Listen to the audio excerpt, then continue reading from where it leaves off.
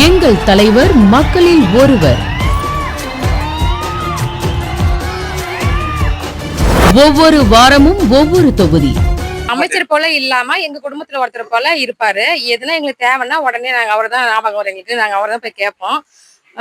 அது மாதிரி ஒரு தெரு விளக்கு வசதி, தண்ணி, மற்றபடி இந்த கழிவுநீர் தண்ணில இருந்து சைட் பேக் எல்லா தண்ணியும் எல்லாம் போறதுக்கு நல்லா ஏற்பாடு பண்ணி கொடுத்துருக்காரு.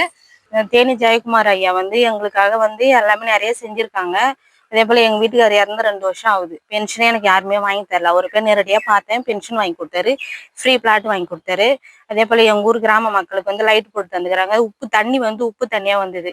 இப்போ மினரல் வாட்டர் வச்சு நல்ல தண்ணி கொடுத்துருக்காங்க. அதுக்கப்புறம் அந்த கேனும் கொடுத்துருக்காங்க. அவரெல்லாம் நிறைய பயனடைஞ்சிருக்கு. விவசாய இதுல இருந்து கூட எதுனா விவசாயம் யாருன்னு தெரியாம ஒரு சூழ்நிலை இருந்தது.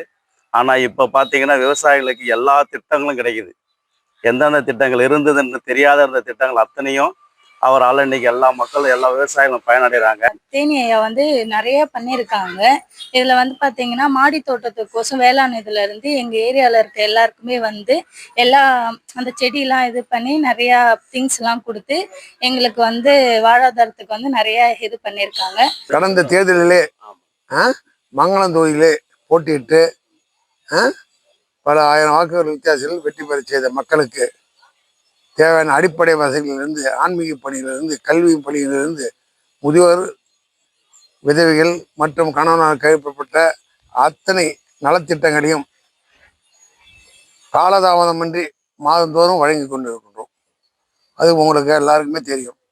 இப்போ முன்னும் விடுபட்டு போன பயிருக்கு இன்னும் 100 கோடி ரூபா அளவுக்கு இப்போ நம்ம பணிகள் நடைபெற்று கொண்டிருக்கிறது. நம்ம மங்களம் சட்டமன்ற தொகுதியில் இன்னும் 3 மாதத்துக்குள்ள முடிந்தவரை